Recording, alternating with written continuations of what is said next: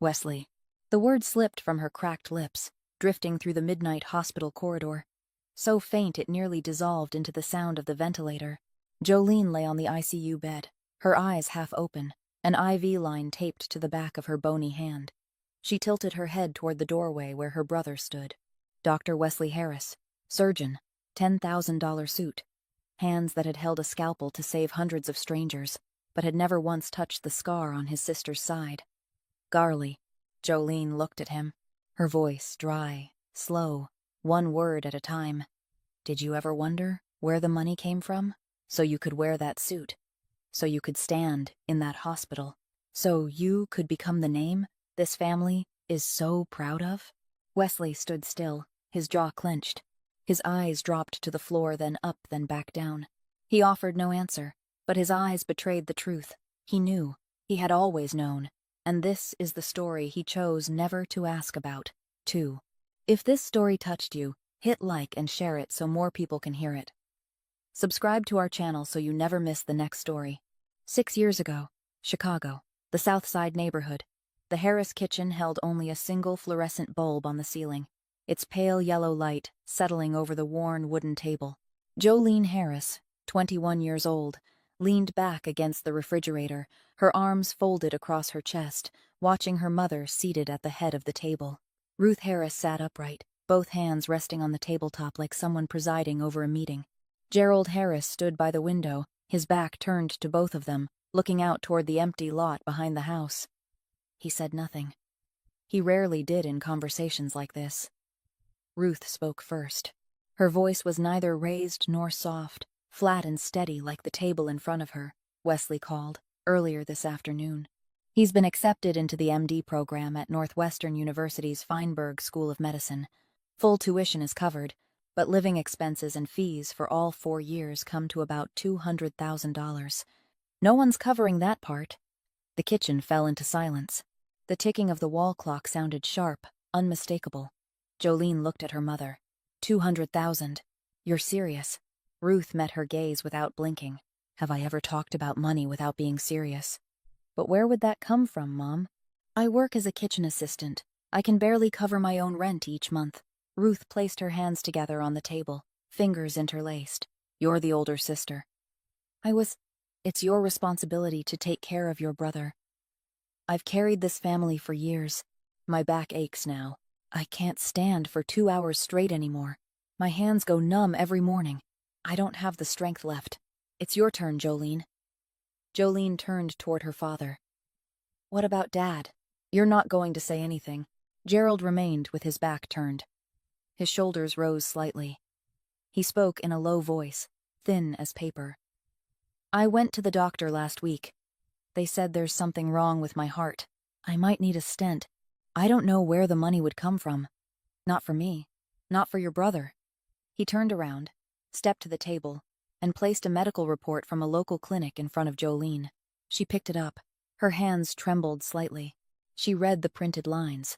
Words like cardiovascular monitoring, recommended further evaluation, possible intervention. She set the paper back down. Gerald didn't look at his daughter. He turned back to the window. Ruth continued, her voice still even, without a trace of wavering. You see it now. Your father is sick. Your brother needs money. In this house, you're the only one still strong. You're the only one who can do something. I'm not asking whether you want to or not. I'm telling you the reality. Jolene opened her mouth to respond, but at that moment the phone on the table began to vibrate. Ruth glanced at the screen, then switched it to speaker. Wesley's voice came through, bright and full of energy. Mom, I just spoke with administration. They confirmed my spot. This is the best medical school in the Midwest, you know that. But I have to pay the first installment within 3 months. Otherwise, they'll give it to someone else. Just 3 months, Mom. Ruth didn't answer him. She looked straight at Jolene. You heard that. 3 months. Wesley kept talking on the other end, about opportunity, about the future, about training, about a top hospital. But Jolene no longer listened. She stared at her father's medical report on the table, then at her mother, then at Gerald's turned back. The kitchen dimmed as the fluorescent light flickered. Ruth ended the call. She added one more sentence, gently, as if speaking about tomorrow's groceries. Think about it. Just don't think too long. Jolene didn't reply. She pushed the kitchen door open and stepped out onto the back porch. She sat down on the wooden steps. Outside, night had already settled, and from the south side came the distant sound of trains moving through the dark. She sat still, arms wrapped around her knees, staring at the worn steps beneath her feet. Inside the kitchen, Ruth stood and began clearing the table. Gerald remained at the window. She spoke to him, her voice soft but firm. She'll find a way. She always does. Gerald didn't turn around.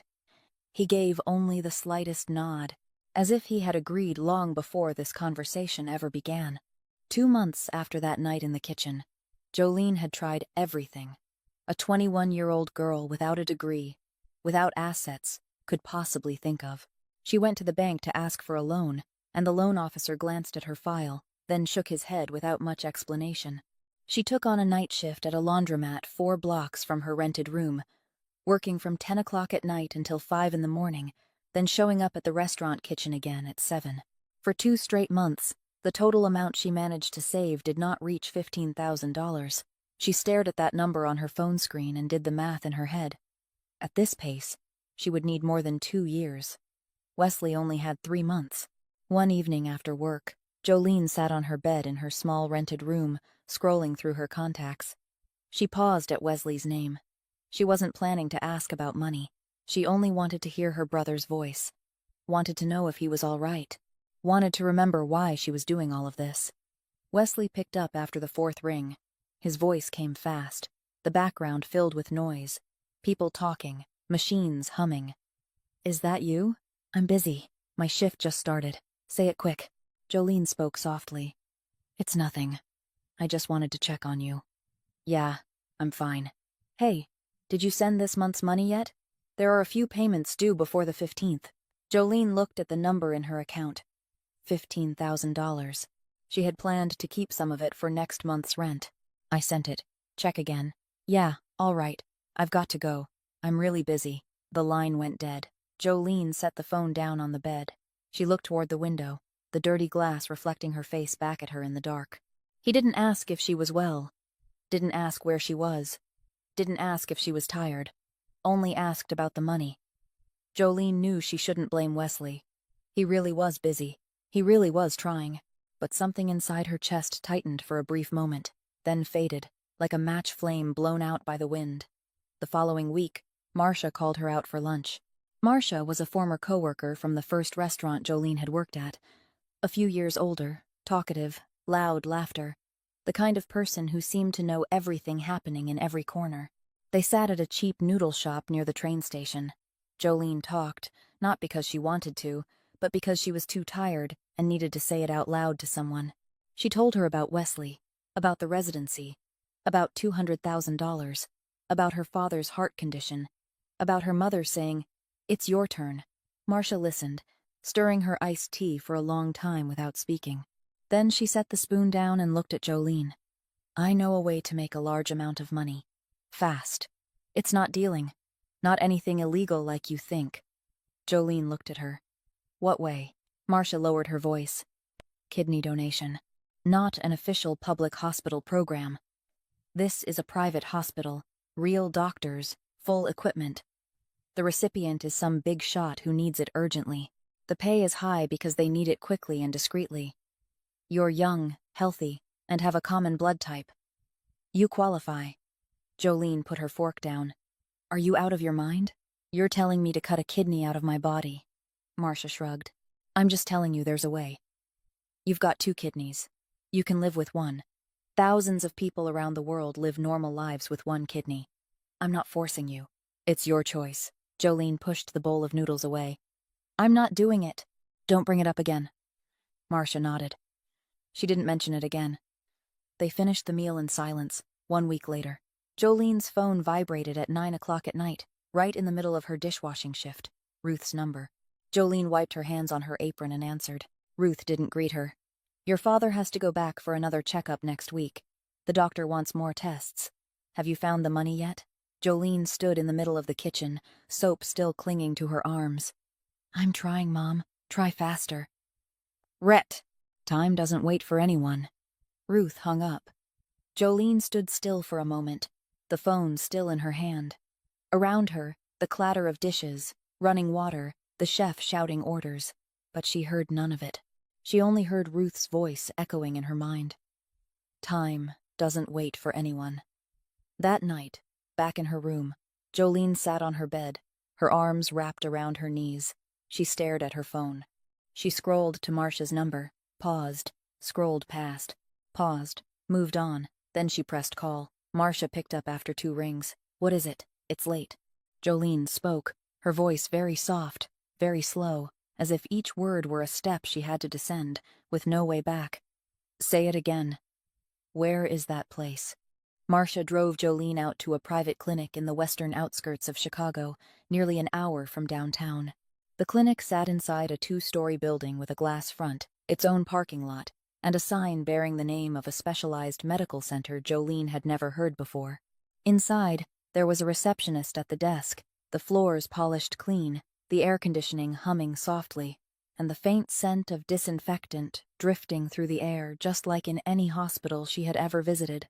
Everything looked legitimate. Everything looked ordinary. But Jolene knew that anything offering $200,000 for a kidney could never truly be ordinary. Marcia waited outside. Jolene was led into a small examination room in the back, where a man in his 50s wearing a white coat was already seated. He introduced himself as a doctor, gave only his first name, nothing more. He opened a file on the desk and explained in a steady tone, as if reciting the terms of a lease.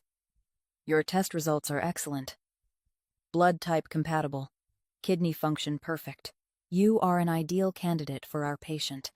The surgery will take approximately 3 to 4 hours. Recovery will take 4 to 6 weeks. The payment will be transferred to the account you designate immediately after a successful procedure. $200,000, 1 full payment." Jolene swallowed. "Who is the recipient?" The doctor looked at her, his face unreadable. "We do not disclose patient information, and you should not ask. The less you know, the better for both sides." Jolene looked down at the file, at the pen resting beside it. She knew that once she picked it up, she would not be able to put it down again. She asked one more question. "After the surgery, will I be able to live normally?" Thousands of people around the world live healthy lives with 1 kidney. You will need regular checkups, maintain a proper diet, and avoid excessive physical strain. Beyond that, your life will not be different from before. Jolene nodded. She picked up the pen, signed her name. The night before the surgery, Jolene lay in a preparation room on the 2nd floor. A small room, 1 bed, 1 table, 1 window looking out over an empty parking lot. No one else was there but her. Marcia had left in the afternoon, promising to return once Jolene recovered. Jolene lay on her back, staring at the white ceiling, listening to the steady hum of the air conditioning. She thought of Ruth, of Gerald, of Wesley, of the dim kitchen on the south side, of the number $200,000, of the kidney on her right side that, by morning, would no longer belong to her. She closed her eyes. In her mind, a single sentence rose, just one, very short. She held it inside her chest, did not speak it, did not write it, let it remain there like something she carried with her into the operating room in place of flowers or a loved one's hand. Then she fell asleep. The next morning, the operating room lights burned bright and white. Jolene lay on the table, an intravenous line in the back of her hand, an anesthesia mask covering her nose and mouth. She heard a voice telling her to count backward from 10. She counted. 10, 9, 8, 7, and then there was nothing. When Jolene opened her eyes, the white ceiling was there again above her, but different. A recovery room, the light dimmer, and at her right side, an absence. Not a sharp pain, not a stabbing pain, but a hollow feeling, deep and cold, as if someone had opened a door inside her body and left it that way. She lay still, breathed slowly, feeling each breath pass through her right side, where now there was only stitching and gauze. For 4 weeks after that, Jolene remained in recovery, alone, no flowers on the table, no visitors. In the 2nd week, the incision became infected. She ran a high fever for 3 straight days, had to be given heavy antibiotics through an intravenous line. Nurses came and went, changed her dressings, checked her temperature, then left. No one asked who she was, where her family was, Whether she needed someone called. In the third week, the fever broke.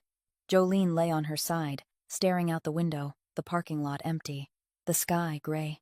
She counted the days by watching the light shift across the wall from morning to evening. In the fourth week, her phone vibrated on the table beside the bed. Jolene reached for it and turned on the screen. A message from Gerald. She read it. "The money has been transferred. You did well. I am proud." Jolene read it again, then once more. 7 words. "No, where are you? No, are you all right? No, I miss you." Just 7 words. And in those 7 words, the phrase "I am proud" was something Jolene had never heard Gerald say to her before. The first time, and the only time. Jolene turned the phone face down on the bed. She lay facing the wall. At her right side, the stitches still ached. But that ache was nothing compared to the ache somewhere else, a place no doctor could ever stitch closed. 6 years passed. Jolene Harris, 27 years old. She worked the night shift as a prep cook at an upscale restaurant belonging to the Donnelly Group on the north side of Chicago. Each evening, her shift began at 6 o'clock and ended at 2 in the morning. Her job was to prepare ingredients, assist the head chef, and clean up after service. The pay was not high, but it was enough for her to send almost all of it home each month, keeping just enough to cover rent and buy food to get by. Her health was no longer what it used to be. She was constantly tired. Not the kind of exhaustion that came from lack of sleep, but something deeper, something that lived inside her body, lingering, persistent, untouched by any medicine. At her right side, the old scar would ache from time to time, especially on nights when she stood too long or when the air turned cold. She never asked for time off. She never complained. She simply leaned against the wall for a moment when no one was looking, one hand pressed to her side, breathing through a few quiet breaths, then returned to work. One night, in the middle of the week, the restaurant was busier than usual. Jolene fell a step behind in preparing vegetables. The night shift manager, a middle-aged man with a flushed face, walked straight up to her in the middle of the kitchen. "Jolene, what the hell are you doing? Table 12 has been waiting 15 minutes. Do you think this is a charity kitchen? If you can't handle it, step aside and let someone else do it." The entire kitchen fell silent. No one looked at Jolene. She stood still, a paring knife in her hand, her eyes lowered to the cutting board. She didn't respond. She didn't explain. She simply turned back to her work, her hands trembling slightly but steady. No one in the kitchen knew that night. Pierce Donnelly was in the restaurant. Pierce Donnelly, 33 years old, the owner of the entire Donnelly Group, 5 high-end restaurants, 3 nightclubs, and other things no one spoke about out loud. In business circles, he was known as a successful young entrepreneur. In other circles, he was known as a man whose name people in Chicago did not say carelessly. That night he arrived unannounced, standing in the hallway between the dining room and the kitchen, watching through the glass door. He witnessed the manager scolding Jolene. He said nothing, did not step in, simply stood there, hands in his pockets, observing. The next day, the night shift manager was transferred to another branch in the outskirts. No explanation was given. No one dared to ask. Pierce began to notice Jolene from that night on, not because she was beautiful, not because she stood out, but because of the instinct of a man who had spent his entire life reading people. He recognized something unusual about this girl. She worked 16 hours a day without complaining of fatigue. She sent nearly all her salary home each month, yet her phone almost never rang. She had pain in her side. He saw her press her hand against it at least 3 times a night when she thought no one was watching, yet she never once asked for a day off. She worked like someone paying off a debt she never spoke of and perhaps would never finish paying. 2 weeks later, on a Saturday night, the head chef showed up drunk before the shift and left without saying a word. The kitchen fell into panic with a party of 20 already booked. Jolene set her knife down, wiped her hands, and stepped into the head chef's position. She reassigned tasks, calm, efficient, precise, as if she had done it her entire life. The food went out on time. No customer complained. Pierce sat in his office on the 2nd floor, watching the security camera feed directed straight into the kitchen. He watched Jolene move between stations, giving instructions, checking each dish before it was plated. He didn't praise her.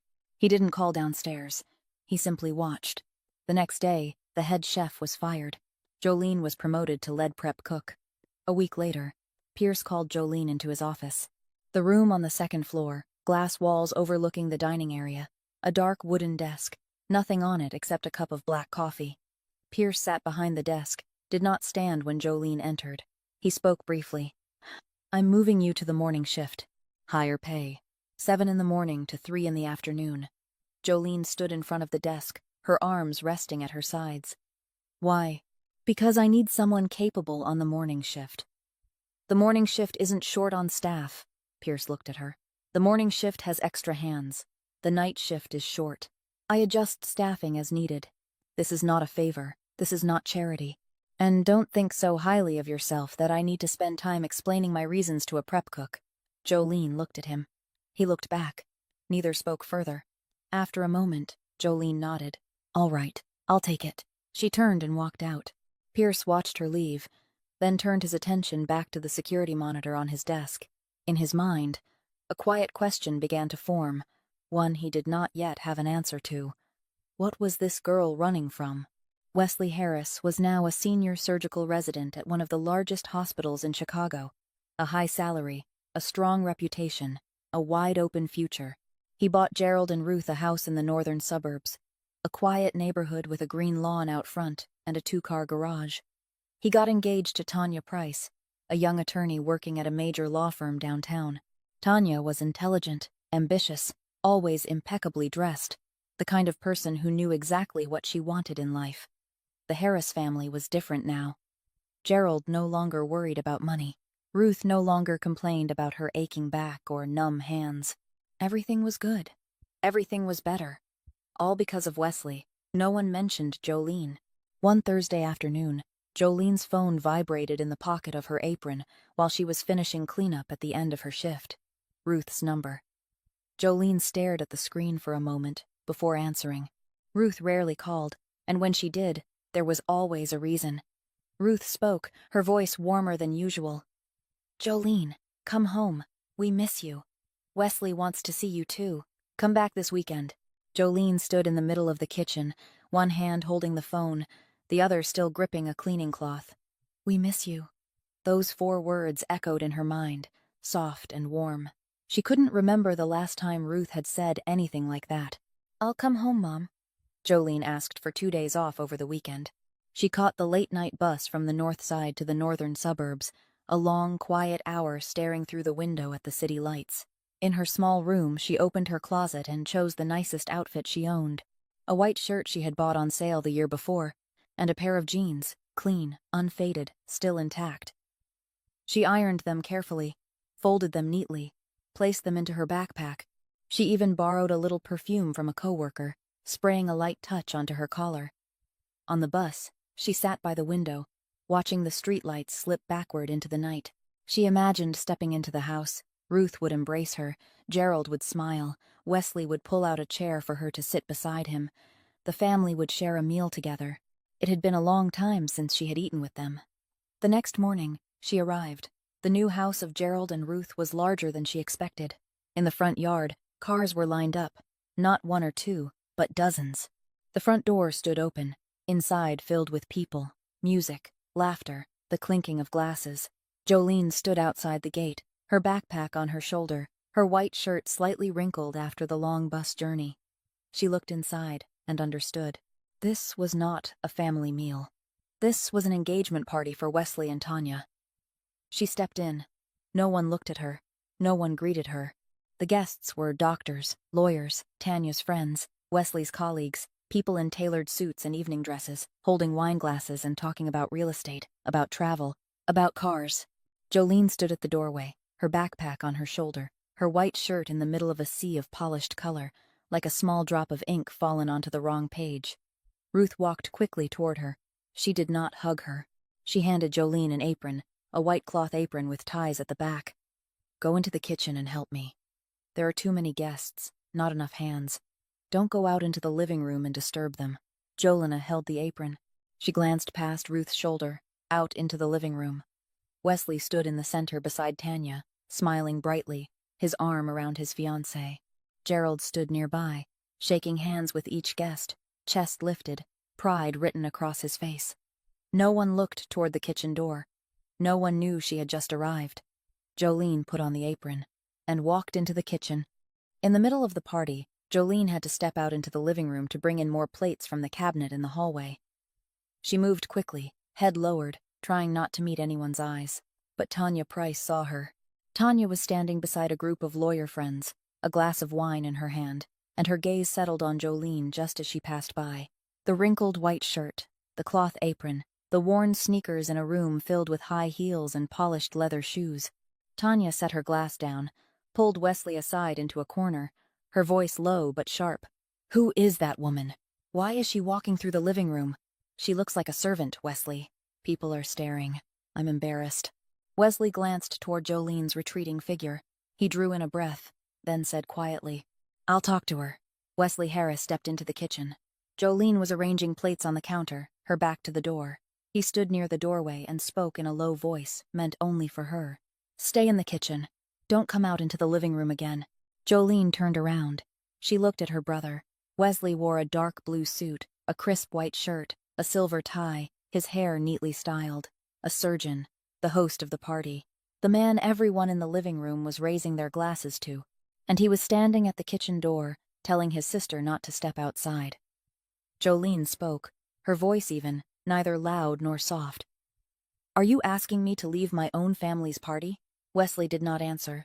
He stood there for a second, then turned and walked out. The kitchen door closed behind him. The music and laughter outside drifted in, then softened. Jolene turned back to the plates. Her hands remained steady, her face unchanged, but inside her chest, something had just snapped, so quietly she could not be sure it had been real. About an hour later, Wesley came into the kitchen to get water. The kitchen was nearly empty by then. Only Jolene remained, cleaning up at the end of the night. She leaned against the wall beside the sink, one hand pressed to her right side, her eyes half closed. Her face was paler than usual, her skin slightly swollen, especially around her eyes and cheeks. Her breathing was shallow and quick. Wesley stood a few steps away, a glass in his hand. He looked at her. The instinct of a doctor within him, something carved into him over 6 years of training, recognized it immediately. Pale skin, mild swelling, shallow breathing. That was not exhaustion from work. Those were signs of declining kidney function. He stood there, watching his sister. 2 seconds, 3 seconds, 4 seconds. Long enough for a surgeon to decide whether to ask another question. Long enough for him to realize he was standing before a small choice that would change everything.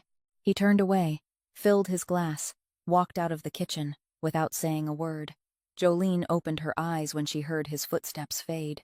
She looked at the kitchen door as it closed. She did not know what Wesley had seen. She only knew he had stood there, and then he had walked away. The party ended close to 11 o'clock that night. Guests left in small groups, engines starting outside, laughter echoing and fading into the distance.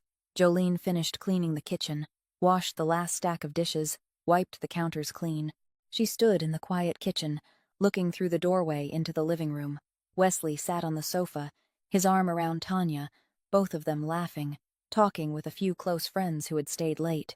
Gerald Harris stood nearby, a glass of wine in his hand. Satisfaction settled across his face. Jolene watched that scene. She was not angry. She realized she had not felt anger in a very long time. What she felt was not anger. It was exhaustion. A kind of exhaustion no sleep could cure.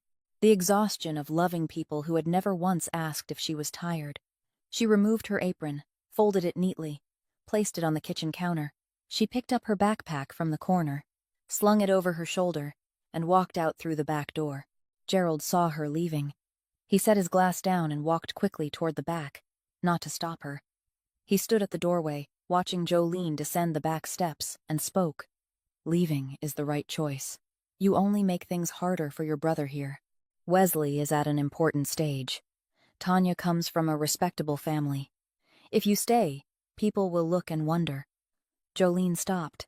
She stood at the bottom of the steps, her back to Gerald. She was silent for a moment. Then she turned around, looked straight at her father. "Dad, I want to ask you one thing, just one." Gerald looked at his daughter, his hands hanging at his sides. Jolene spoke, slowly, each word clear. steady, unshaking. Since the day I started sending money home. 6 years. Have you ever asked me even once, just once, if I was okay? Gerald stood still, his mouth parted slightly, as if he wanted to speak, but no words came. Henry. He stood in the doorway, the yellow light from inside the house casting behind him, and he did not answer. Jolene gave a small nod, as if that silence was the answer she had known all along, but needed to hear one time, in that exact silence, just to be sure. She turned away, walked on, out of the yard, out through the gate, along the empty suburban street near midnight. The night was dry and cold. Her breath rose in thin white clouds beneath the streetlights. She walked to the bus stop 3 blocks away, sat down on the cold metal bench. The last night bus back to downtown Chicago would arrive in 40 minutes. Jolene sat still, her backpack resting on her lap, both hands gripping the straps. She did not cry. She had not cried in a very long time. She simply sat there, looking at the empty road ahead, and waited. Jolene returned to her rented room at nearly 3 o'clock in the morning. She locked the door, set her backpack on the floor, and lay down on the bed without changing her clothes. She lay still, eyes open, staring at the ceiling until the light outside the window shifted from black to gray. Then she closed her eyes. Slept. She slept through the entire day, without eating, without drinking, without checking her phone. Her body curled in on itself like a rope twisted too tight, and finally let go. The next day, Jolene opened her eyes at 6 in the morning. She lay there for a moment. Then she sat up. She walked into the bathroom and splashed her face with cold water. She washed her white shirt and hung it on the line by the window. She put on the only other set of clothes she had, tied her hair back neatly, and stepped out of the room. She didn't call anyone. She didn't wait for anyone to call. She walked along West Madison, stopping at every restaurant, diner, and coffee shop with a hiring sign taped to the glass. At the first place, the manager looked her up and down, asked a few questions, then shook his head. "We need someone who can carry trays weighing 20 pounds. You don't look strong enough." At the second place, the owner spoke bluntly. "What's wrong with you? You look so pale. Customers would be uncomfortable." At the third place, they took her application and said they would call. Jolene knew they wouldn't. The fourth place was a small eatery in Pilsen. A cramped kitchen, dim lighting, grease clinging to the walls. The owner was an older woman, gray-haired, hands rough from years of work. She looked at Jolene, didn't ask much. "Can you wash dishes?" Jolene nodded. "Night shift. 9 at night to 5 in the morning. Minimum wage. Start tonight." Jolene nodded again. That night, she went to work, washing dishes in a kitchen smaller than her rented room, hot water running over her hands, stacks of plates rising higher than her head. Her right side ached, but she didn't stop. She kept washing until the last plate was spotless, then walked back to her room near dawn. On the third day, Jolene sat on the floor of her room, leaning against the bed, eating instant noodles from a plastic bowl. She had just come back from her night shift, her hair still carrying the faint smell of dish soap, her hands slightly red from soaking in hot water for 8 hours. She was winding noodles around her fork when there was a knock at the door. Jolene set the bowl down, opened the door. A man in his mid-30s stood outside, square jaw, broad shoulders, wearing a black leather jacket. Nico. He looked at her, gave a slight nod, then stepped aside. Behind him, Pierce Donnelly stepped forward. Pierce Donnelly stood at the doorway of Jolene's rented room, hands in his pockets, looking inside. The room was small. A single bed, a pressed wood wardrobe, one window, old tile floor, a bowl of instant noodles still steaming on the ground. Pierce glanced at the bowl, then at Jolene and said, "You're eating instant noodles on the floor of a $200 a month room while my kitchen is short-staffed. Does that make sense to you?" Jolene stood in the doorway, her hand still on the knob. "I've already found another job." Pierce looked at her. "Where?" Jolene didn't answer. Pierce gave a small nod. "A place that pays you less than I do, with a worse kitchen than mine, and you still choose it. Do you enjoy making things harder on yourself?" Jolene looked straight into his eyes. She wasn't angry. She wasn't afraid. She was simply tired, and in front of her stood a man no one in Chicago dared to look at directly, asking her why she wouldn't come back to work for him. There was something in his question that she had not heard in any words from her family in 6 years. Not pity, not concern, but a simple acknowledgement that she had value, that his kitchen didn't run as well without her, that she mattered to something, even if that something was only a restaurant kitchen. Jolene looked down at the bowl of noodles on the floor, then back at Pierce. "I'll come back tomorrow." Pierce nodded, said nothing more. He turned and walked away. Nico followed. Their footsteps faded down the hallway. Jolene closed the door, sat down on the floor, picked up the bowl, finished eating. The noodles had gone cold, but she ate every last drop. The next morning, she showed up at the kitchen of the Donnelly Group at 7 o'clock. She put on her apron, began working. No one asked where she had been for the past 3 days. No one needed to. 3 weeks after Jolene returned to the restaurant, everything slipped back into its old rhythm. She started her shift at 7 in the morning, finished at 3 in the afternoon, worked steadily without complaint, without asking for time off. But Pierce Donnelly noticed things others did not. She paused more often than before. She leaned against the counter whenever she thought no one was looking, and at her right side, she pressed her hand there more and more, no longer occasionally but almost every hour. One Wednesday afternoon, in the middle of the lunch rush, Jolene was carrying a stack of plates from the sink to the prep counter. She made it halfway across the kitchen, then stopped. The stack tilted in her hands, then slipped. The crash of porcelain shattering across the tile floor rang out at the same moment. Voices in the kitchen shouted. Jolene collapsed, her eyes closed, her body falling onto her side, one hand still clutching her right side. The sous chef rushed over, calling her name, tapping her cheek. Jolene did not respond. Someone called for an ambulance, but before it arrived, Pierce was already in the kitchen. He did not know who had called him, perhaps Nico, perhaps the shift manager, but he was there, standing over Jolene as she lay on the kitchen floor among the broken pieces of plates. He spoke briefly. "Don't call an ambulance. Put her in my car. I have a private doctor." Nico drove. Pierce sat in the back seat, Jolene lying on her side, her head resting against the door. She regained consciousness halfway through the drive, her eyes opening faintly, seeing Pierce beside her. She tried to say something, but he only said, "Stay still. No need to explain." Pierce's private doctor worked at a clinic in Lincoln Park, the kind of place without a name on the sign, the kind that only accepted patients by referral. Jolene was taken in, given blood tests, an ultrasound, a full examination. The results came back after 4 hours. The doctor called Pierce into a private room and closed the door. She has only one kidney. The right one was removed. The surgical scar is at least 5 or 6 years old. The remaining left kidney is severely weakened, filtration function down below 40%. The primary cause is lack of proper medical monitoring and post-operative care over a long period. If this continues, she will need dialysis within a few months. Pierce sat still. He looked at the test results on the table. 1 kidney, 6 years, no medical care. That girl had been working in his restaurant kitchen for 2 years with a kidney slowly failing, and she had told no one. Pierce stepped out of the clinic, got into the car. Nico sat in the front seat, waiting. Pierce spoke. "Find everything on Jolene Harris. Medical records, work history, especially the period 6 years ago. She lost a kidney somewhere, and I want to know where." It took Nico 2 weeks. He used connections that only someone working for Pierce Donnelly would have, the kind that existed somewhere between legal and not. He traced Jolene's employment history and found a 6-week gap 6 years earlier, with no records at all. From that gap, Nico dug into sealed Federal Bureau of Investigation files connected to an illegal medical trafficking ring that had been shut down 3 years before. In those records, he found the name Jolene Harris, donor. And beside her name, the recipient, Raymond Cole. The transaction amount, $200,000, transferred into an account under the name Gerald Harris. The date matched the week Wesley Harris began his residency at Northwestern Hospital. Nico placed the file on Pierce's desk one evening. Pierce opened it, read each page. Slowly, in silence.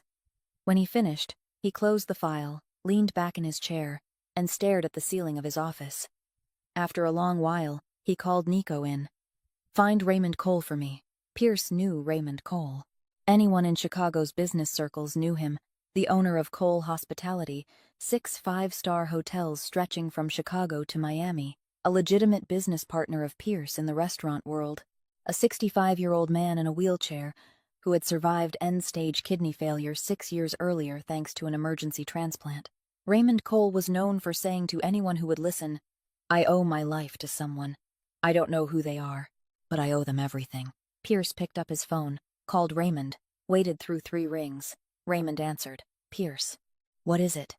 Pierce spoke, his voice even, without emotion, as if reading a line from a newspaper. "I found the person who saved your life." On the other end of the line, there was a long silence. 2 days after the test results came in, Pierce Donnelly called Jolene into his office on the 2nd floor. Jolene stepped in, still wearing her apron, flour dust clinging to her hands. She stood in front of the desk, looking at Pierce seated behind it, and waited. Pierce didn't circle around the matter. "I know you have only 1 kidney left. I know the remaining one is failing. I'll cover all your medical expenses. Tests, treatment, medication, long-term monitoring, everything. You don't need to worry." Jolene stood still for a moment. She looked at him, then down at her flour-covered hands. Then she spoke. "No." Pierce tilted his head slightly. "No. I traded a part of my body so no one would owe me, so my family wouldn't have to depend on anyone. So my brother could study without looking back. I did that because I chose to, and I don't want anyone giving anything back to me. I don't want to repeat that cycle with you. Today you give me money. Tomorrow I owe you. I don't want to owe anyone anymore. If you want to help, let me work. Pay me fairly. Don't give me money." Pierce sat still. He looked at Jolene, and in that moment something in his eyes shifted, subtle, fleeting, like a ripple across water that disappeared as quickly as it came. He had lived 33 years, met every kind of person. Those who feared him, those who needed him, those who hated him, those who tried to use him. But this was the first time someone refused him, not out of fear, not out of pride, but out of dignity. A prep cook standing on the edge of kidney failure, refusing $200,000 in medical care from one of the most powerful men in Chicago, simply because she did not want to be in debt. Pierce nodded. "All right." Jolene turned and walked out. The door closed behind her. Pierce remained seated in his office, staring at the door for a long time. 2 weeks later, on a Tuesday night, the restaurant closed at 10 o'clock. The staff had all gone home. The kitchen lights were dim, the dining room quiet, lit only by a soft yellow glow from the bar. Jolene was wiping down the counter for the last time when she heard footsteps. Pierce walked into the kitchen, carrying 2 takeout boxes from an Italian restaurant across the street. He set one box down in front of her, opened the other for himself, and sat on a stool beside the counter. Jolene looked at the food, then at him. "You're eating takeout in your own kitchen, from the restaurant across the street," Pierce answered, his voice even. "Their food is better." Jolene didn't smile, but the corner of her mouth shifted slightly. She sat down across from him, opened the box. They ate in silence for a while. The sound of a fork against paper, chewing, swallowing, no music, no customers, just the empty kitchen and the 2 of them. Pierce set his fork down first. He stared ahead, not looking at Jolene, and spoke. "I've given more than I had before. To people I thought deserved it. I thought if I gave enough they would stay, or at least they would look back." He paused. "The difference is, when they didn't need me anymore, I learned to walk away. You didn't." Jolene stopped eating. She looked at him. He still didn't look at her, his gaze fixed toward the kitchen door, though she knew he wasn't seeing it. He was looking somewhere else, somewhere only he could see. Jolene spoke softly. "Do you regret it?" Walking away. Pierce was silent. 2 seconds. 3 seconds. Then he answered, his voice lower than before, barely above a whisper. "Every day." The kitchen fell quiet again. Neither spoke. Jolene looked at the man sitting across from her, the man the entire city feared, the man no one dared look in the eye, the man people only spoke of in whispers and half-said names. And for the first time, she did not see him as her employer. Not as the man who had come to her rented room, not as someone powerful. She saw him as someone carrying a scar, too. Only his was not on his skin. Pierce stood, gathered the empty boxes, threw them into the trash. He walked to the kitchen door, paused for a second at the threshold, his back to Jolene, then he walked out, said nothing more. Jolene remained alone in the kitchen. She looked at the stool where Pierce had been sitting. Then she stood, turned off the lights, locked the door, and went home. Pierce did not rush. He took time to arrange everything before he acted, the same way he handled every matter in his life. He had someone reach out to the hospital where Wesley Harris worked, under the name of the Donnelly Group, presenting themselves as a potential corporate partner seeking medical services for an employee healthcare program. A meeting was scheduled. Dr. Wesley Harris, Surgical Department, was invited to the office of a prospective sponsor to discuss collaboration. Wesley arrived on time. He wore a gray suit, a white shirt, a dark blue tie, polished leather shoes. He entered the office building in River North, took the elevator to the 12th floor, and was led by Nico into a room at the end of the hallway. The room was spacious but dim, curtains drawn shut, only a single desk lamp casting a warm glow across a dark wooden table. Pierce Donnelly sat behind the desk, leaning back in his chair, hands resting on the armrests. He did not stand when Wesley entered. Wesley glanced around the room, faintly unsettled. He had expected a business meeting, presentations, proposals, project managers seated at the table. Instead, there was only one desk, 2 chairs, and Pierce Donnelly. Pierce gestured toward the chair across from him. "Sit, Dr. Harris." Wesley sat down. He placed his briefcase on his lap, opened his mouth to introduce the hospital's partnership program. Pierce raised a hand, a small, quiet gesture. Wesley stopped. Pierce opened the drawer of his desk, took out a thin file, placed it under the lamp, then pushed it across the table. "Read." Wesley looked down. The first page was a copy of a transaction record from an illegal medical trafficking ring dismantled 3 years earlier by the Federal Bureau of Investigation. It was written clearly. Donor, Jolene Harris. Recipient, Raymond Cole. Transaction amount, $200,000. Receiving account, under the name Gerald Harris. Date of transaction. Wesley read the date. Then he stopped. His eyes did not move from that line, because he knew that date. He remembered it. It was the week he began his residency at Northwestern Hospital, the week he received confirmation that the payment had been completed, the week he called home and told his mother everything was settled, that he was starting. The color drained from Wesley's face. He did not turn the page. Pierce spoke, his voice even, neither raised nor lowered, as if he were reading a weather report. "Look at the date on that paper. Then, look at the date you started your residency. The match is exact. $200,000 transferred into your father's account the moment you needed to pay. You never once wondered where that money came from." Wesley did not answer. His jaw tightened, his hand rested on the file, fingers curling slightly. Pierce continued, the same tone, the same rhythm, unchanging. "You are a surgeon. You were trained to see what others cannot.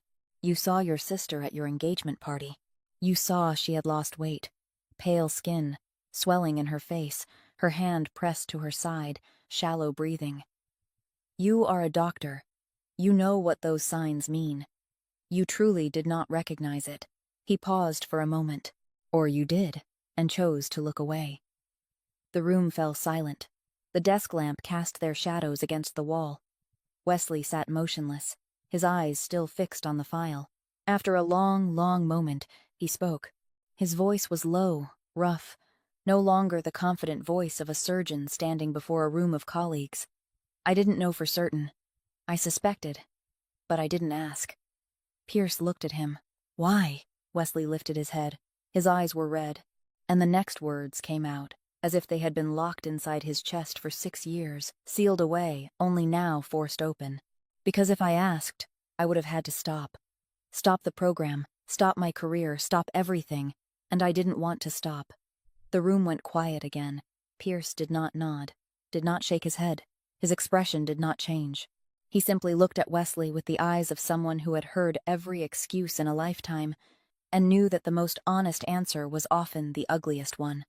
Pierce stood, slowly. He buttoned his suit jacket, one button at a time, without hurry. Then he spoke, still in that same even voice, without a trace of emotion. "You are a doctor. You swore to heal, to save lives. So, let me ask you one question. In the language of your own profession, if you were the patient, and your doctor knew you were sick but chose not to tell you, what would you call that?" Pierce walked past Wesley, toward the door. He opened it, stepped into the hallway, and closed it behind him. Gently, not slammed, just closed, as if he had ended an ordinary conversation. Inside the dim room, Wesley Harris sat alone. The file remained open on the table before him. The desk lamp still cast its soft yellow light over the words, "Donor, Jolene Harris." Wesley did not stand, did not call anyone. He simply sat there, both hands resting on the table, staring at his sister's name on the page, in a room where no one could see him. 1 week before Wesley's wedding, on a Sunday afternoon, Gerald and Ruth were sitting in the living room of the suburban house that Wesley had bought for them. Gerald was watching the news on television. Ruth sat beside him flipping through a magazine. The doorbell rang. Gerald opened the door and saw 2 men standing outside. One of them he recognized, Nico, the broad-shouldered man in a black leather jacket he had briefly noticed at the engagement party. Nico was pushing a wheelchair, and seated in it was an older man with silver hair, wearing a light gray suit, his face thin but his eyes sharp and alert. Gerald did not know who this man was. Nico spoke briefly. "Mr. Cole would like to speak with Mr. and Mrs. Harris," in private. Gerald looked at the man in the wheelchair, then at Nico. He opened the door wider. Nico pushed the wheelchair into the living room. Ruth looked up from her magazine, her expression shifting to surprise at the unfamiliar guest. Nico stepped back outside, closed the door, and waited there. Raymond Cole looked at Gerald, then at Ruth. He spoke slowly, clearly, each word deliberate. "My name is Raymond Cole. You may not know me, but I know you. And I know your daughter." Ruth set the magazine down. "Our daughter, Jolene." Raymond nodded. 6 years ago, I was in end-stage kidney failure. The doctors told me I had a few months left if I did not receive a transplant. I was fortunate to find a matching donor. The surgery was successful. I am alive today because of that person's kidney." He paused.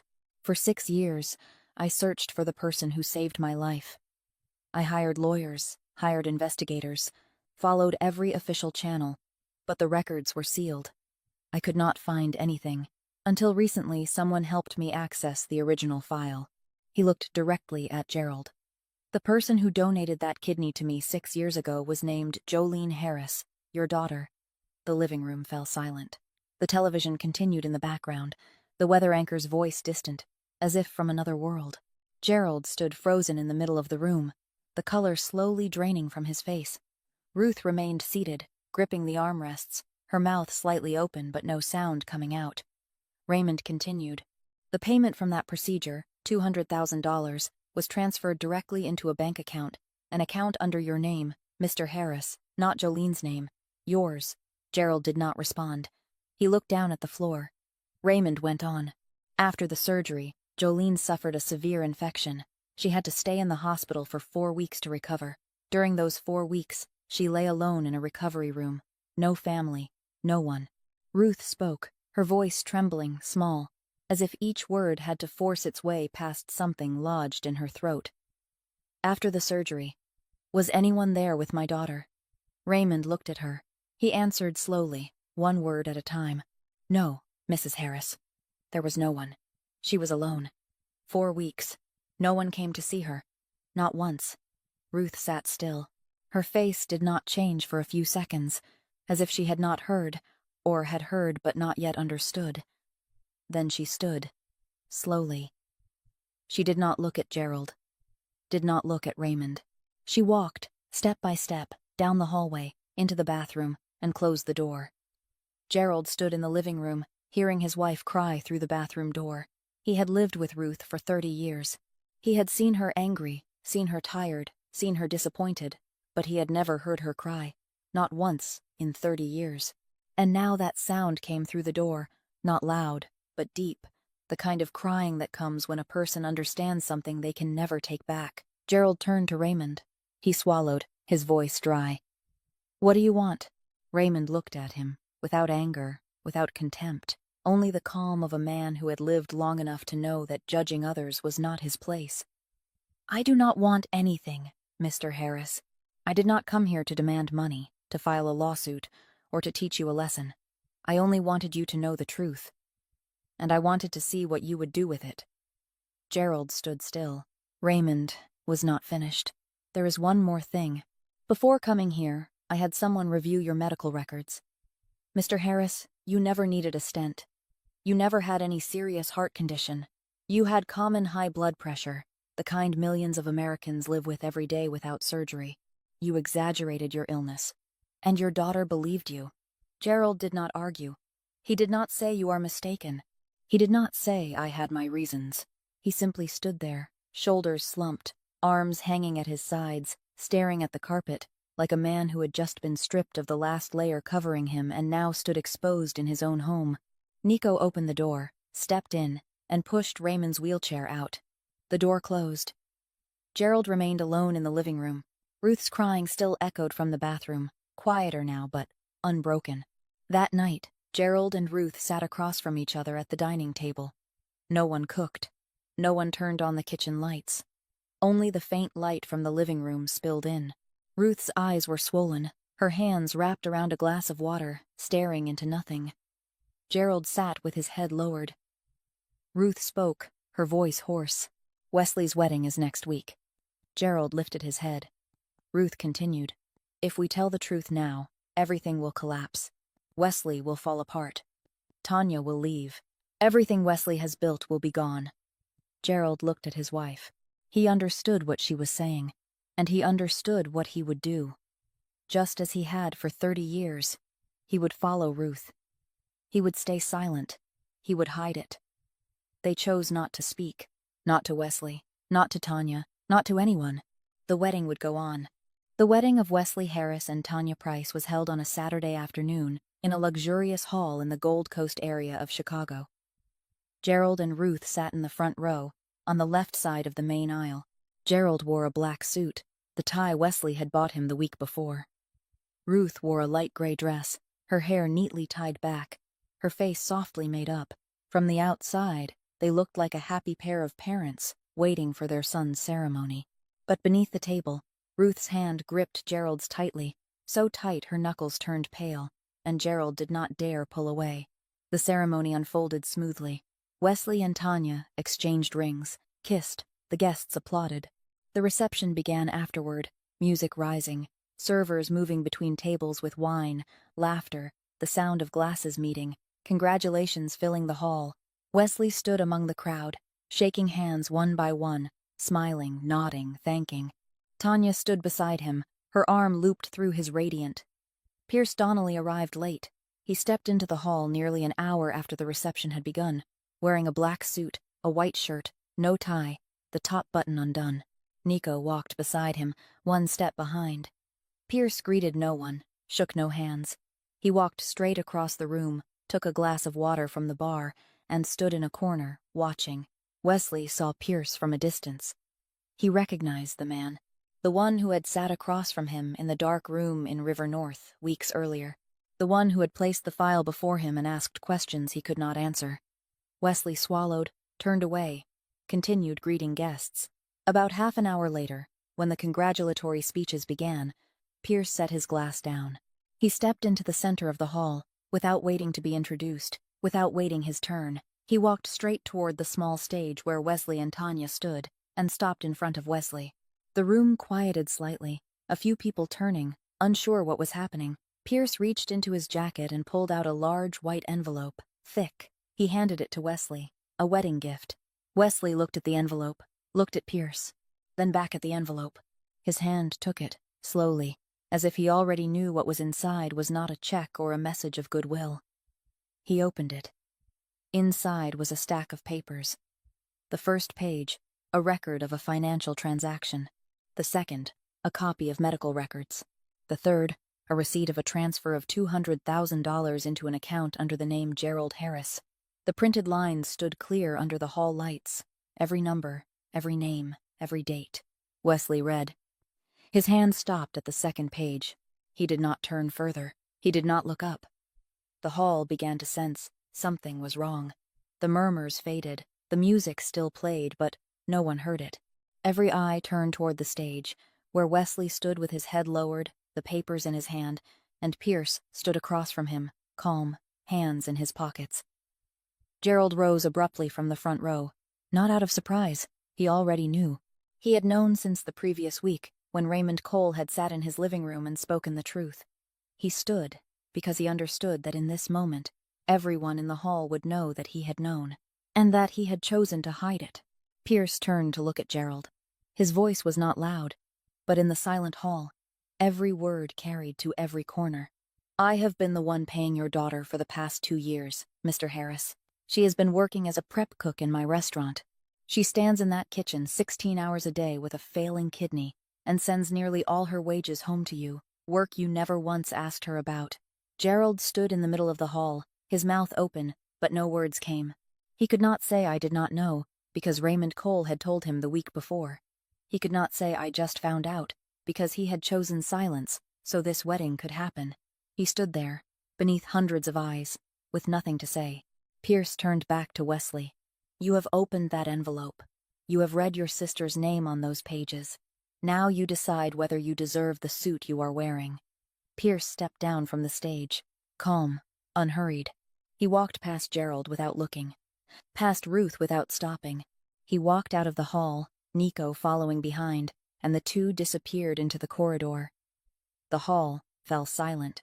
Not the silence before a speech, but the silence when a room full of people realizes at once that they are witnessing something that cannot be undone. Ruth sat in the front row, tears running down her face but making no sound. She cried like someone afraid that even the sound of her grief would make everything worse. Her hand still gripped the armrest where Gerald had been sitting, now empty. Gerald stood in the aisle, between 2 rows of seats, between hundreds of people watching him. He wanted to say something. He wanted to explain, to justify, to say he did not know, that he did not mean it, that things were not as they seemed. But he had known, and he had hidden it. And there were no words in English or in any language that could make that easier to hear. Tanya stood beside Wesley on the stage, looking at her husband bent over the pages, at Gerald standing frozen in the hall, at Ruth weeping in the front row. She had not read the papers. She did not know the details. But she was a lawyer. She could read a room. She could read faces. And she understood that the family she had just married into less than 2 hours ago was not the family she had believed it to be. Wesley remained on the stage, the papers in his hand, his head lowered. He did not look at anyone. The music had stopped at some point, and in that heavy silence, no one in the hall knew what was supposed to happen next. That same night, while the wedding hall still stood frozen in silence, Jolene lay on the floor of her rented room in the north side of Chicago. She had felt the pain since the afternoon, beginning as a familiar dull ache in her right side, then spreading, deepening, like a hand tightening from within. She thought she only needed to lie down and rest. She was used to pain. She had lived with pain for 6 years. But this time was different. This time the pain did not stop. It climbed from her side into her back, down into her lower abdomen, and Jolene began to lose her breath. She tried to push herself up to reach her phone, but her legs would not respond. She collapsed onto the floor, her face against the cold tile, and everything slowly faded to black. The one who found Jolene was the landlady, a woman who lived downstairs, who heard something fall above her. She knocked on the door. No answer. She used her spare key to open it and found Jolene unconscious on the floor. She called an ambulance. Jolene was taken to the emergency room of the nearest hospital. The night shift doctor ran blood tests, an ultrasound, checked her kidney function. The results came back after 2 hours. The right kidney, the only one Jolene had left, had completely failed. Its filtration function was nearly gone. Her body was filling with toxins, her organs beginning to suffer. The doctor immediately placed her on emergency dialysis and transferred her to the intensive care unit. Nico was the first to receive the news. He had someone watching Jolene under Pierce's orders, and when the landlady called for help, Nico knew within 10 minutes. He called Pierce Donnelly. Pierce arrived at the hospital before Jolene was even brought up to the ICU. The next morning, the attending physician met Pierce outside the ICU. The doctor explained the situation. Jolene's only kidney had stopped functioning. She was alive through dialysis, but that was only temporary. She needed a transplant. There were 2 options. The first, to register on the National Transplant Waiting List. The average waiting time was 3 to 5 years. The second, to find a living donor with matching blood and tissue, the fastest method and with the highest success rate. Pierce asked. How much time does she have without a transplant? The doctor looked at him. With ongoing dialysis, a few months. Possibly less if her body does not respond well. She is already very weak. Pierce nodded. He stepped into the hallway and called Nico. Call the Harris family. All of them.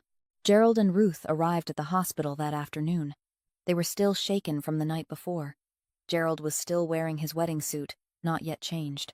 Ruth's eyes were swollen, her hair uncombed.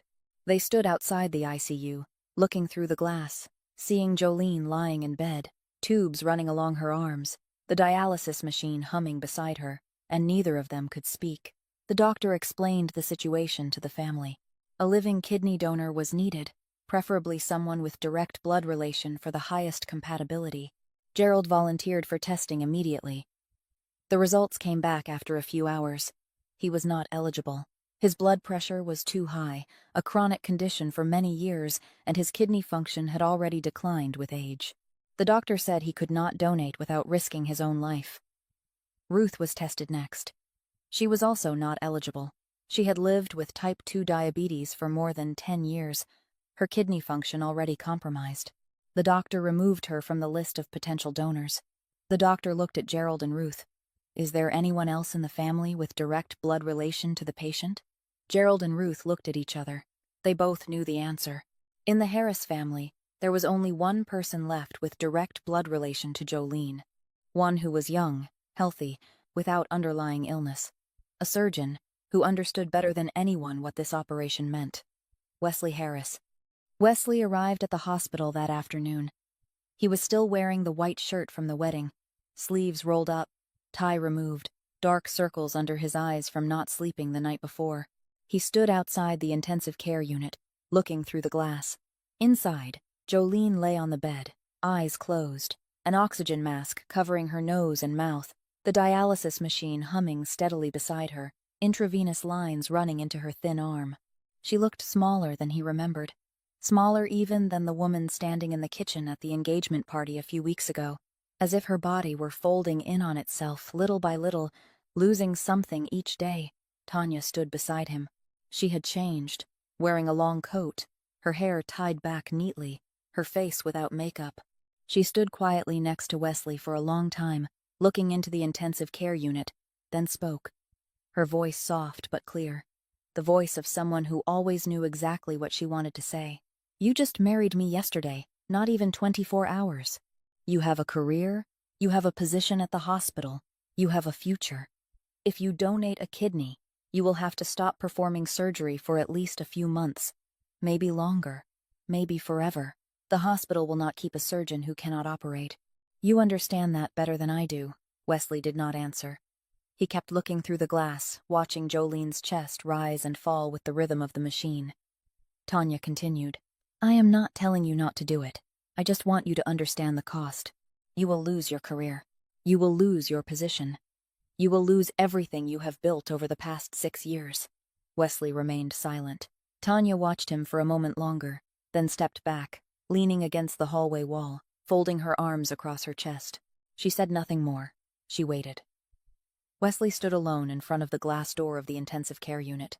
The hospital corridor was quiet, filled only with the distant hum of machines from patient rooms, the sound of nurses' shoes against the tile floor, the overhead announcements calling doctors to lower levels. He looked down at his hands.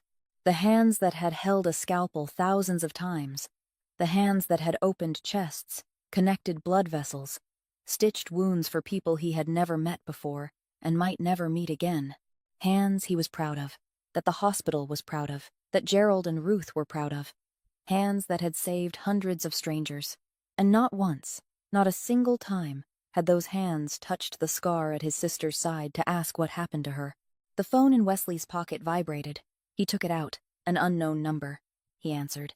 Pierce Donnelly's voice came through, calm, even, without emotion, as always. Dr. Harris, I am not calling to force you. I am not calling to threaten you. I am calling because I think you need to hear something that no one there will say to you. Wesley stood still, the phone pressed to his ear. Pierce continued. 6 years ago, your sister lay on an operating table in a clinic outside the system in the suburbs of Chicago. She was 21 years old. She signed consent to donate her kidney to a stranger for $200,000 to send home to your family. The night before the surgery, she lay alone in the preparation room. She did not call anyone. She did not ask anyone to come. She did not write a letter, did not send a message, did not tell anyone that she was afraid. She simply signed the paper and closed her eyes, because she did not need anyone's permission to love you. Pierce paused. Wesley could hear his own breathing through the phone. Pierce continued, still in that same tone, but slower now, as if each word were being placed deliberately. The question now is not whether you have enough courage, not whether you are afraid of losing your career. The question is this: do you need anyone's permission to love your sister? The line went silent. Then the call ended. Wesley lowered the phone. He stood in the middle of the hallway, one hand holding the phone, the other hanging at his side. To his right, the glass door of the intensive care unit, Jolene lying still inside, the dialysis machine counting each beat. To his left, Tanya, leaning against the wall, watching him, waiting. Between the two of them, Wesley stood alone. He looked at his hands again. The hands that had saved hundreds of people. The hands that were about to lose the ability to hold a scalpel. The hands he had used his entire life to build a name, to prove his worth, to become Dr. Wesley Harris, the man his family was proud of. And now, those hands had only one thing left to do. One thing no hospital would record, no one would award, no one would applaud, but the only thing that truly mattered. Wesley put the phone back into his pocket. He did not look at Tanya. He turned and walked down the hallway, straight toward the doctor's station at the end of the floor. He opened the door, stepped inside, and looked at the doctor on duty seated behind the desk. I am Wesley Harris, the younger brother of patient Jolene Harris in the intensive care unit. I want to register for compatibility testing to donate a kidney. If I am a match, prepare the operating room. Take mine. The doctor on duty looked at him. Wesley looked back. His eyes were red, dark circles beneath them, his face unwashed since the night before. But his voice did not shake.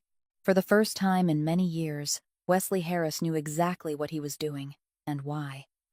Outside in the hallway, Tanya still leaned against the wall. She watched Wesley walk into the doctor's room. She heard his final words echo out before the door closed. She stood still, her arms folded tighter across her chest. She did not follow him. She did not call him back. She simply stood there, in the stark white hospital corridor, and understood that her marriage, not even 24 hours old, had just changed forever. The results of Wesley's compatibility tests came back after 12 hours. A match. Blood type aligned. Tissue compatibility high. His kidney function perfect. The doctors confirmed that Wesley was eligible to donate a kidney to Jolene. The surgery was scheduled for the next morning. The night before the operation, Wesley walked down the hospital corridor close to 11 o'clock. The hallway was empty. The lights dimmed to night mode, a faint yellow glow stretching thin across the floor. The sound of his footsteps echoed evenly against the tile.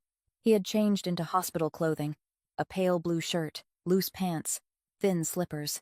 Around his wrist was a patient identification band, white plastic, printed with his name and a string of barcode numbers.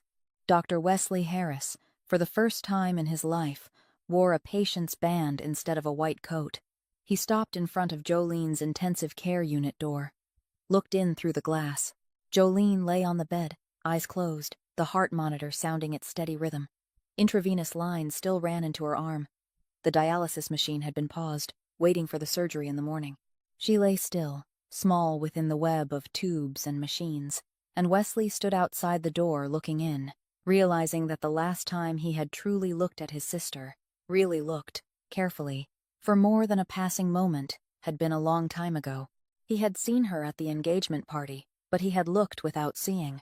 He had seen her in the kitchen, recognized the symptoms of kidney failure on her face, and turned away. Now, he stood here, looking at her through the glass, and for the first time, he did not turn away. He opened the door and stepped inside, pulled a plastic chair closer to the bed, sat down. Jolene opened her eyes.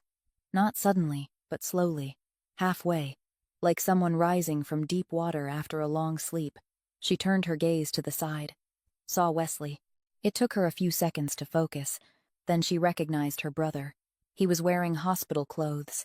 He had a patient band on his wrist. She understood. Jolene looked at Wesley. Her voice was dry, slow, each word taking effort, like lifting something heavy. Are you planning to donate a kidney to me? Wesley nodded. Tomorrow morning. Jolene was silent for a moment. She looked up at the ceiling, then back at Wesley. Then she spoke, each word clear, steady, without trembling, without tears. Do not do it, because of guilt. If you give me your kidney because you feel guilty, then both of us lose. I lose because I receive a kidney, born of regret instead of love. You lose because you think once you give it, the debt is paid, but this is not a debt. She paused, breathed, slowly. I do it because you want to, or do not do it at all. Wesley lowered his head. His hands rested on the edge of the bed, fingers gripping the white sheet tightly. His shoulders trembled. Then he cried, not out loud, but the quiet kind of crying from someone who has held everything in for too long and can no longer hold it. Tears ran down his face, falling onto the bedsheet, soaking into small, dark patches. He did not wipe them away. He did not lift his head. Jolene reached out her hand, slowly, weakly, but with intention. She placed her hand over Wesley's. Her hand was thin, fingers bony, skin cold from 2 days of intravenous fluids. But she held her brother's hand, and kept it there. I am not angry with you, Jolene said, her voice softer now, but each word clear. I have never been angry with you.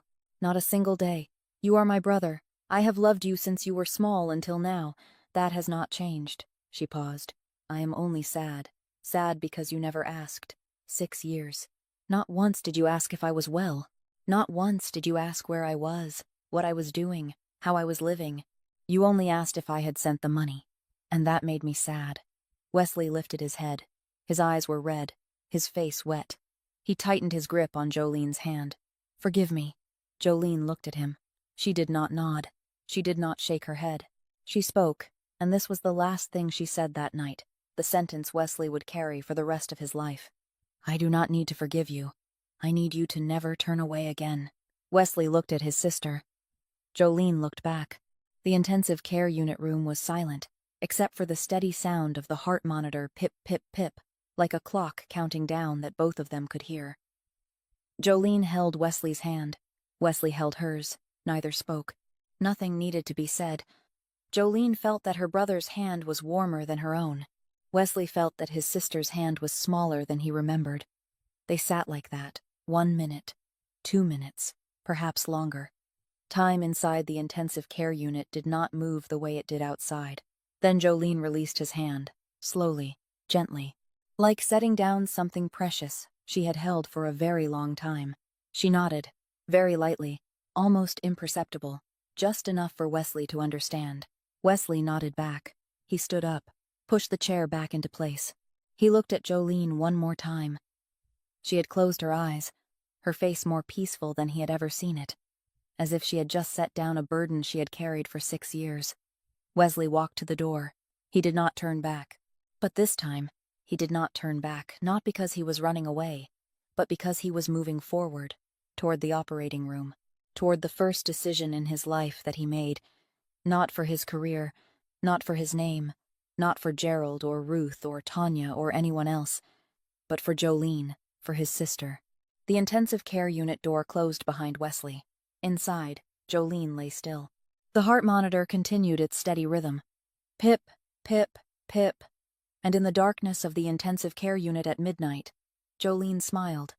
Very faintly, very briefly. Then she slept. The surgery lasted nearly 5 hours. The surgical team removed Wesley's left kidney and transplanted it into Jolene. The operation was successful. Both of them were moved to recovery rooms, 2 rooms next to each other on the same floor, separated by a thin wall. Wesley woke up the following afternoon. He opened his eyes and looked at the white ceiling, feeling the dull ache in his left side, where his kidney had once been. Now it was in the room next door, inside his sister's body, beginning to work in place of the kidney she had given to a stranger 6 years earlier. Wesley lay still, staring at the ceiling, thinking about that strange balance. 1 kidney gone. 1 kidney returned. 6 years. The circle closed. Tanya came to visit on the 3rd day after the surgery. She entered Wesley's room quietly, set a bag of personal items on the table beside his bed, then sat down on the plastic chair next to him. She looked at Wesley. He had grown thinner, his face pale, his eyes more deeply set, but he was alert. He looked back at her. Tanya sat in silence for a long time. She looked down at her hands, turning the wedding ring on her finger. Then she spoke, her voice soft, calm, without trembling, without tears. I will stay until you are fully recovered. I will handle the insurance paperwork, the hospital procedures, everything that needs to be done. I am your wife, and I will do my part. She paused. But after you are discharged, I will leave. Wesley looked at Tanya. Why? Tanya lifted her gaze. Her eyes were not red, not swollen. She had already cried before coming here. Because I loved a man. That man was the best surgeon in his department, with a brilliant future, with a clear plan for the next 10 years. That man stood in a suit before hundreds of people and spoke about his dreams. I loved that man. I married that man. She looked directly at Wesley. That man is gone. You have chosen a different path, and I respect that choice. I truly respect it. But I am not strong enough to walk that new path with you. I am not strong enough to love the man you are becoming. That is my limit, and I know that limit. Wesley lay still. He looked at Tanya, the woman he had married less than a week ago. He was not angry. He did not beg. He did not say, "Do not go," or "I will change," or any of the things people usually say in moments like this, because he understood. Tanya was not a bad person. She was not a betrayer. She was an honest person. Perhaps more honest than most people he knew. She said plainly that she had limits, and she did not pretend to overcome them. In a family where everyone pretended, that honesty felt almost like a gift. Wesley spoke, his voice hoarse from the surgery, but steady. I understand. Tanya nodded. She stood up, pushed the chair back into place. She looked at Wesley one more time, then walked to the door. She did not remove her ring. She did not place it on the table. She did not turn back. She simply walked away, the soft sound of her heels against the hospital floor fading, then gone. Wesley remained alone. He looked up at the white ceiling. His left side throbbed where the incision lay. On the table beside him was the bag Tanya had brought. On his finger the wedding ring remained. He did not take it off. On the other side of the wall, in the room next door, Jolene also lay still. She had woken that morning, the doctors saying the new kidney had begun to function, her numbers slowly improving. She lay on her side, facing the wall that separated the two rooms. She did not hear the conversation between Wesley and Tanya. She did not know that Tanya had just walked away. She only knew that on the other side of the wall, her brother was lying there, with a surgical wound on his left side, the mirror of the scar on her right side from 6 years before. For the first time in 6 years, the two of them lay side by side. Not because of obligation, not because anyone forced them, but because of a choice. Between the two rooms, a thin wall. And that wall, as thin as it was still the closest these two had been to each other since the day Jolene walked out of that dark kitchen in South Side 6 years ago. 1 week after the surgery, Jolene was discharged from the hospital. She was stronger.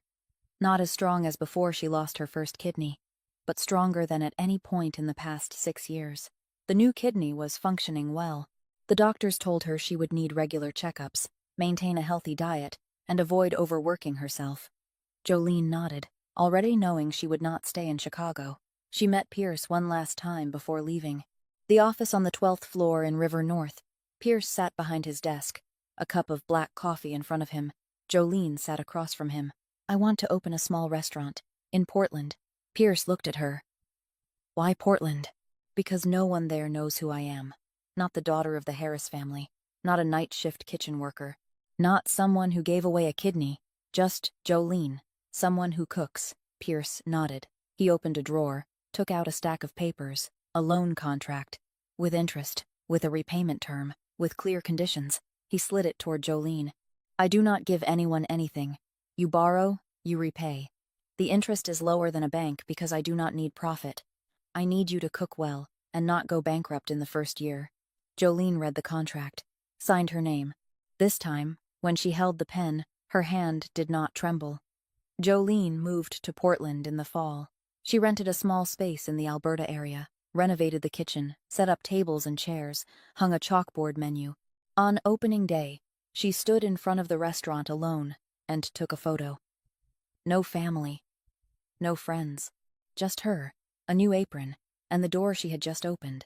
She hung that photo on the wall inside, and beneath the chalkboard menu, she wrote a small line in white chalk. A line she had told herself 6 years ago, the night before the surgery, in the preparation room of that suburban clinic outside Chicago. The line read, "Cooking for people is a way of loving them without needing to hear thank you." Gerald began writing letters to Jolene from the first week she left Chicago. Handwritten letters on white paper, shaky script, blue ink. He did not apologize. He did not explain. He only wrote small things. The first letter: "Today I cooked a meal myself. Burned the bottom of the pot. I finally understand how hard it is to cook even one meal."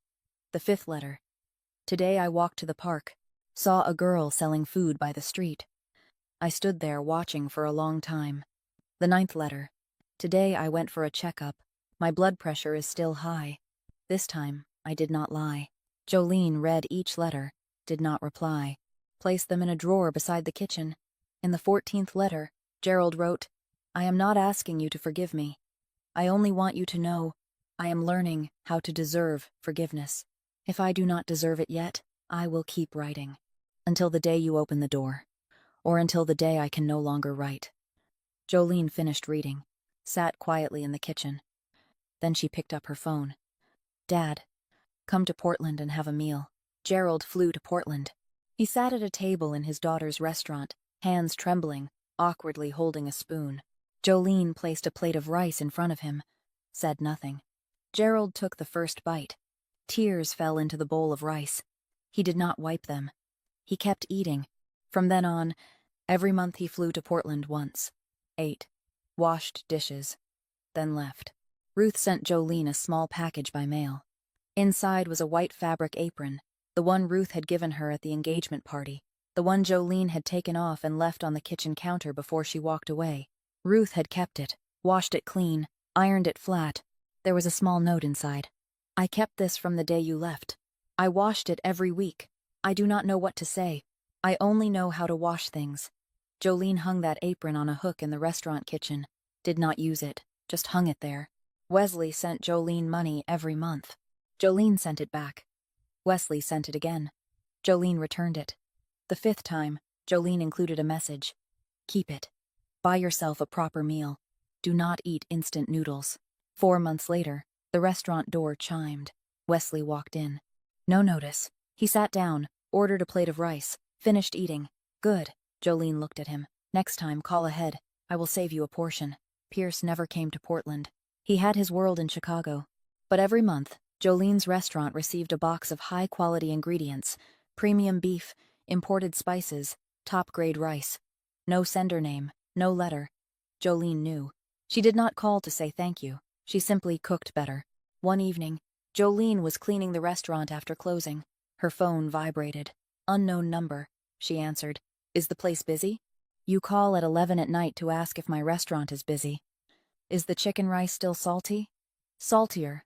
"Good." The line went dead. Jolene looked at her phone, shook her head, smiled softly. The first time she smiled, not out of politeness, not out of effort, not because she had to, but because she wanted to. A small restaurant in Portland, warm yellow lights. On the wall, the photo of Jolene on opening day, standing alone. Ruth's apron hanging on a hook near the kitchen door.